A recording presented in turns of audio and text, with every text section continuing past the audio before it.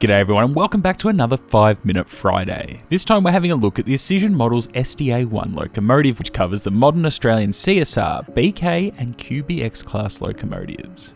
The ones we're looking at today are DCC Sound Fitted versions.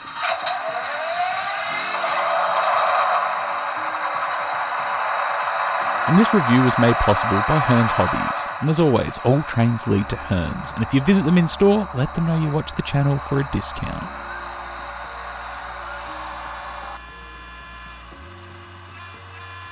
Now I'll say straight away, I reckon this is one of Auscision's best releases. It feels solid, looks great, runs beautifully, and honestly I hope it's a sign of things to come for newer models.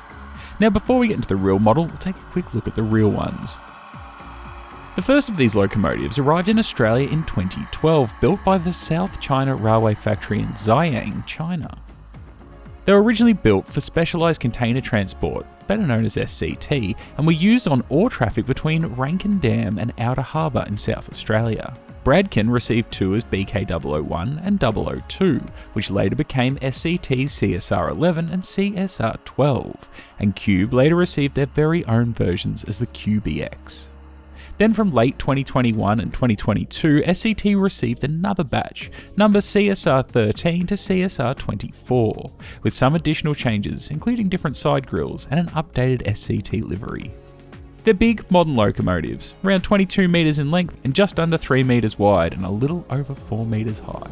First impressions out of the box are really strong. It has a proper, heavy, quality feel to it and comes in at around 740 grams, so it's certainly not a lightweight model, and that extra weight really helps with adhesion and it sits nicely on the rails.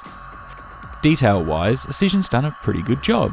The body looks sharp, the paint finish is clean, and the little details around the body, tanks and underframe are nicely captured, even around the cabs, windscreen wipers and mirrors. The bogies are especially well done, with the springs, shock absorbers, sandboxes, pipework, ice radio and grills all represented really nicely. There's a good amount of pipework under the body and around the main reservoir tanks. You even have a crew fitted in one end, and a detailed cab. Lighting is handled in the usual Auscision setup. For DC models, there's 4 switches underneath the fuel tank, letting you control different light functions. And the lighting is nice and bright. And as always, I do like to see working dish lights, which do flash when the horn is pressed, just like the prototype. Another nice touch is a small bag of spare parts included in the box. You get extra side mirrors, which I reckon should be a standard, as these little devils always end up falling off in the box, as well as multiple unit jumper receptacles and jumper cables. You can also add a bit more detail to the ends of the models if you want to. On the track, these things run smoothly and quietly. With the DCC sound versions, it has a nice presence without being too over the top. It's loud enough and the sound sounds frankly fine, and the slow speed control is really good with the built-in keeper lives, which was a first for Auscision with these locomotives. And frankly, I'm glad it's now becoming an industry standard.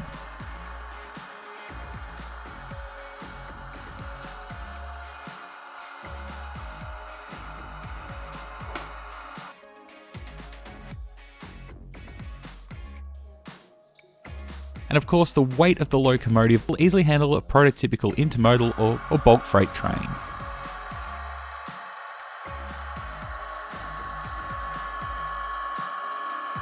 Overall, I think Auscision has done a fantastic job with this release, and it's a strong choice for anyone modelling modern Australian scene from about 2012 onwards, especially if you're into SCT, QUBE, or a very small window where Bradken operated, or just modern interstate freight trains in general.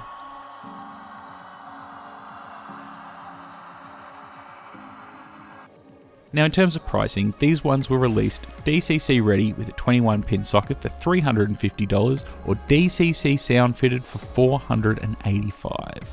So it looks good, runs well, has plenty of detail and feels like a quality model straight out of the box. So for me, yes, I would definitely consider one of these models, as it's definitely one of Auscision's standout releases. So that's it for 5-Minute Friday, and a big thank you again to Hearns Hobbies for making this review possible. And don't forget, all trains lead to Hearns. If you head in store, let them know you watch the channel for a VIP discount. Anyway, thank you all so much for watching, and I'll see you in the next one. Hooroo!